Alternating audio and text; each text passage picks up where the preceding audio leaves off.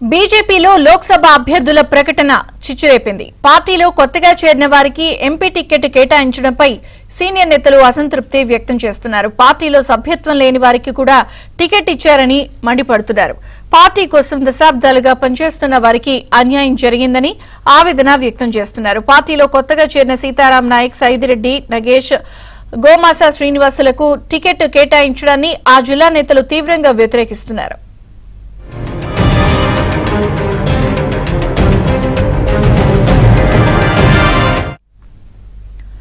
మరోవైపు సైదిరెడ్డి అభ్యర్థిత్వాన్ని నల్గొండ బీజేపీ నేతలు, Hyderabad parliament BJP అభ్యర్థి మాధవీలత అభ్యర్థిత్వాన్ని రాజాసింగ్ వ్యతిరేకిస్తున్నారు. ఇక ఆదిలాబాద్ సీటు దక్కకపోవడంతో బీజేపీని వీడే యోచనలో సోయం బాపురావు ఉన్నారు.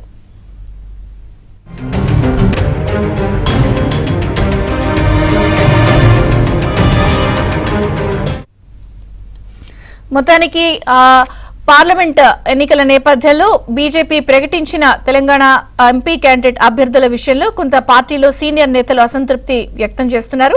మరిన్ని వివరాలు మా ప్రతినిధి నరేష్ లైవ్ లో అందించడానికి సిద్ధంగా ఉన్నారు. నరేష్, ప్రధానంగా ఈ ఏదైతే క్యాండిడేట్ల లిస్టు ప్రకటించారో ఎందుకు సీనియర్లు వ్యతిరేకిస్తున్నారు? మొత్తానికి భారతీయ జనతా పార్టీలో రెండవ లిస్టు విడుదల తర్వాత ఇంకొంచెం అసంతృప్తులు ఇంకా ఎక్కువైనా చెప్పొచ్చు. మొదటి లిస్ట్ లో ఇద్దరికి కొత్త వాళ్ళకి అవకాశం కల్పించారు. బీబీ పాటిల్ జహీరాబాద్ నుంచి, నాగర్ కర్నూలు నుంచి భరత్ కు వాళ్ళిద్దరూ కూడా పార్టీలో చేరిన వెంటనే టికెట్లు ఇచ్చారు. నిన్న విడుదల చేసిన రెండో జాబితాలో 8 సీట్లు పెండింగ్ ఉంటే 6 సీట్లకు అభ్యర్థులను ప్రకటించింది బీజేపీ. ఇందులో 6 సీట్లలో 4 కొత్త అభ్యర్థులు డీకే అరుణ మహబూబ్ నగర్ నుంచి, రఘునందన్ రావు మెదక్ నుంచి వాళ్ళిద్దరిని పక్కకు పెడితే అటు పెద్దపల్లి, ఆదిలాబాద్, నల్గొండతో పాటు మహబూబాబాద్, సో ఈ 4 కూడా కొత్త అభ్యర్థులు. సైదిరెడ్డి, సీతారాం నాయక్, గోమాసే శ్రీనివాస్ తో పాటుగా ఆదిలాబాద్ నుంచి నగేష్ కి బీజేపీ బీఆర్ఎస్ కి సంబంధించిన నాయకుడు నగేష్ కి టికెట్ ఇచ్చారు. వీళ్ళంతా కూడా పార్టీలో చేరిన వెంటనే టికెట్ తప్పించుకున్నారు. సో ముఖ్యంగా సైదిరెడ్డి అభ్యర్థిత్వం ఎవరైతే నల్గొండ నుంచి ఉన్నారో సైదిరెడ్డి అభ్యర్థిత్వాన్ని నల్గొండ బీజేపీ నాయకులు తీవ్రంగా వ్యతిరేకిస్తున్నారు. గతంలో గుర్రంపోరు గిరిజన భూముల వ్యవహారంలో సైదిరెడ్డి బీజేపీ కార్యకర్తల దాడులు చేయించారు, కేసులు పెట్టారు, చాలా ఇబ్బంది పెట్టారు అనేది నల్గొండ జిల్లాకు సంబంధించిన నాయకుల అభిప్రాయంగా ఉంది. అలాంటి నాయకుల్ని పార్టీలో చేర్చుకుని దశాబ్దాలుగా పార్టీ కోసం పనిచేస్తున్న వారిని పక్కన పెట్టడం సరైనది కాదనేది వాళ్ళ అభిప్రాయం ఉంది. ఇదే అంశాన్ని బీజేపీ అగ్రనాయకత్వాన్ని కూడా వాళ్ళు తెలియజేశారు. ఇక ఆదిలాబాద్ సీటు విషయానికి వస్తే సిట్టింగ్ సోయం బాపురావు కాదని 2 రోజుల క్రితమే బీజేపీలో చేరిన నగేష్ కు టికెట్ ఇచ్చారు. సో ఇక్కడ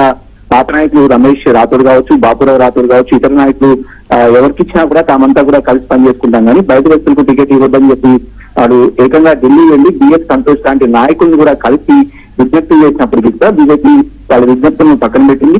కొత్త వాళ్ళకి అవకాశాలు ఇచ్చుకుంటూ ముందుకు వెళ్ళింది. ఇక సీతారాం నాయక్ విషయానికి వస్తే స్వయంగా కిషన్ రెడ్డి ఆయన ఇంటికి వెళ్లి ఆహ్వానించి ఆయన టికెట్ ఇచ్చారు ఏదైతే మహబూబాబాద్ నుంచి. అదేవిధంగా పెద్దపల్లి నుంచి బీఆర్ఎస్ నాయకుడు గోమాసే శ్రీనివాస్ కు టికెట్ ఇవ్వడం కూడా కొంత చర్చనాంశం వాళ్ళు. ఏదైనప్పుడు కూడా బీజేపీలో మాత్రం పెద్ద ఎత్తున కొంత అసంతృప్తులు ఒక్కొక్కరుగా బయటకు వస్తున్నారు. ఇక రాజాసింగ్ విషయానికి వస్తే చాలా కాలంగా ఆయన పార్టీ కార్యక్రమాలకు దూరంగా ఉంటూ వస్తున్నారు. ఏకంగా అమిత్ షా సభ ఎల్బీ స్టేడియం, అది గోషామహల్ నియోజకవర్గంలోనే ఎల్బీ స్టేడియం ఉంటుంది.